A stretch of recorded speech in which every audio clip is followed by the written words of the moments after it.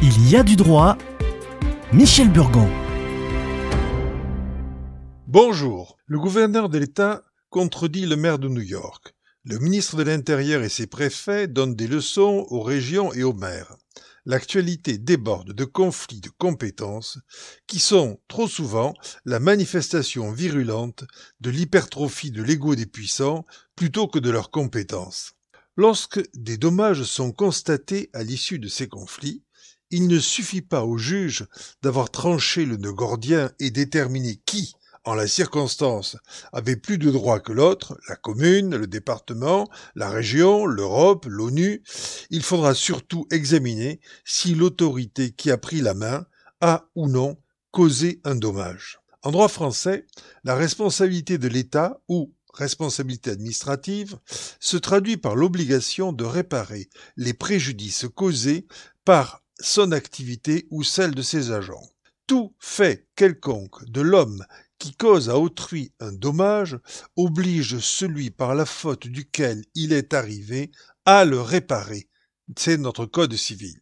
Pourtant, jusqu'à la fin du XIXe siècle, l'irresponsabilité des organes publics était le principe. Suite de l'adage « le roi ne peut mal faire ». Les actes de l'autorité publique ne pouvaient être jugés par un tribunal.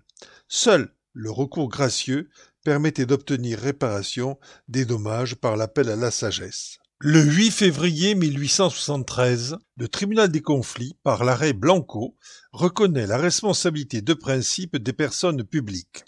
En distinguant entre la faute de service engageant la responsabilité de l'administration et la faute personnelle engageant la responsabilité de l'agent. La faute personnelle est celle qui révèle l'homme avec ses faiblesses, ses passions, ses imprudences.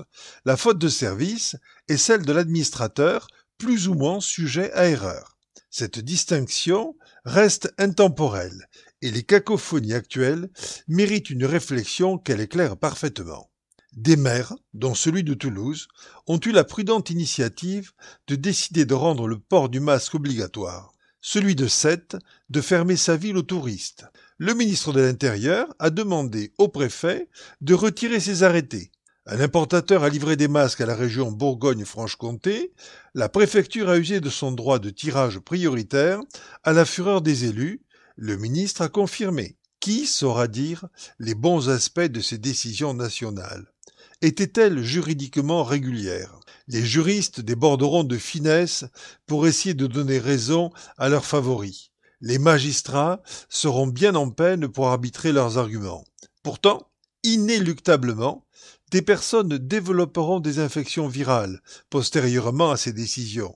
Et il est à prévoir que des actions de responsabilité, collectives ou individuelles, viendront demander la réparation de ces dommages, qui auraient pu être évités par ces précautions municipales.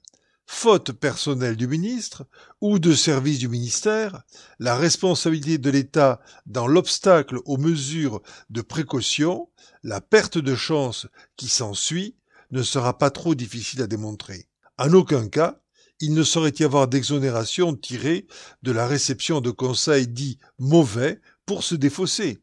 Le conseiller est clair, le gouvernant choisit, il tient seul le gouvernail. Les décideurs devraient être plus prudents, en France, aux États-Unis ou ailleurs. Venez sur le site de Radio Présence. Sur la page de l'émission, des liens vous aideront à poursuivre la réflexion. À la semaine prochaine.